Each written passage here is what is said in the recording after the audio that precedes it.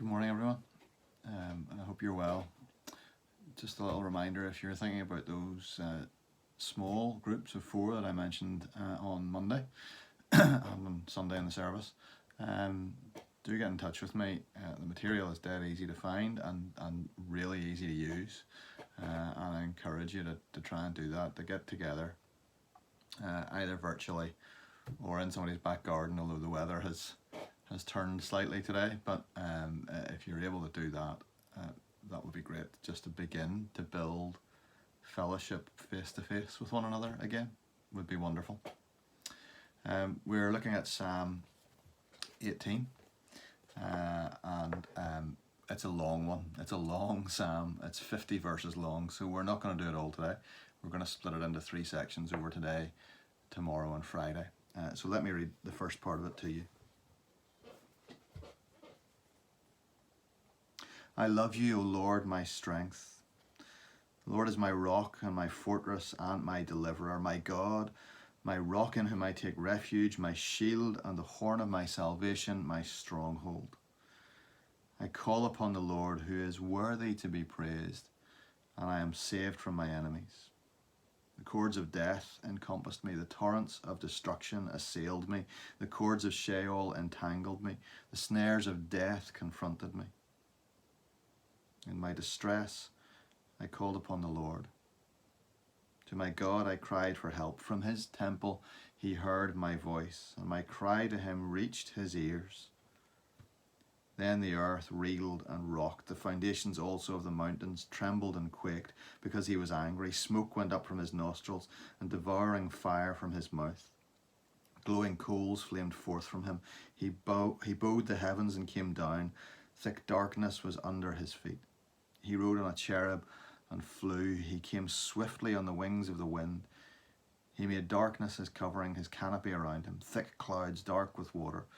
Out of the brightness before him, hailstones and coals of fire broke through his clouds. The Lord also thundered in the heavens, and the Most High uttered his voice, hailstones and coals of fire. And he sent out his arrows and scattered them. He flashed forth lightnings and routed them. Then the channels of the sea were seen. The foundations of the world were laid bare. At your rebuke, O Lord, at the blast of the breath of your nostrils. He sent from on high. He took me. He drew me out of many waters. He rescued me from my strong enemy and from those who hated me, for they were too mighty for me. They confronted me in the day of my calamity, but the Lord was my support. He brought me out into a broad place. He rescued me because he delighted in me. Psalm 18 has the benefit of hindsight. David is in a place where he looks back, having been delivered from his enemies, and he sees all that God has done. We talk a lot about the benefit of hindsight today. Well, if only we'd known what we'd be going through today. If only we'd made the decisions at a different time or in a different way or whatever. Benefit of hindsight is sometimes not a good thing, to be honest, because it causes us to criticize, it causes us to be bitter, it causes us to just to have a go at people who didn't have that benefit of hindsight either. But here the benefit of hindsight is important because it gives us reasons to praise. It gives us reasons to extol how good and how wonderful God is. David looks back, having been delivered from all of his enemies, and he says, I love you, O Lord. He says this, he looks back and he sees this relationship which has developed and grown through all the hardships and all the trials and all the difficulties.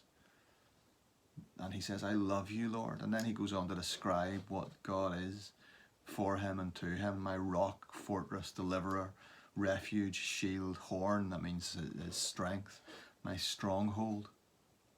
All these things that God has been to him as he looks back and sees how God has brought him through. And so he knows then that he can call upon the Lord and he will hear him. He can call upon the Lord, and when he does so, he will save him, he will rescue him in power.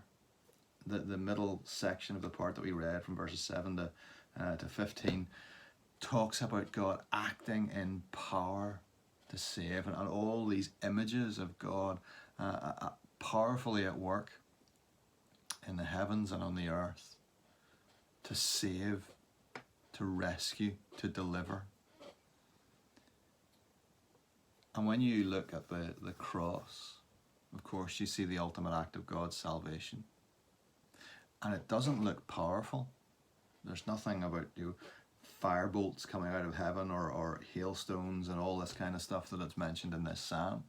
In fact, it looks the opposite of that. It's weak. It's a man dying, paralyzed, oppressed, a victim. And yet that is the power of God in salvation.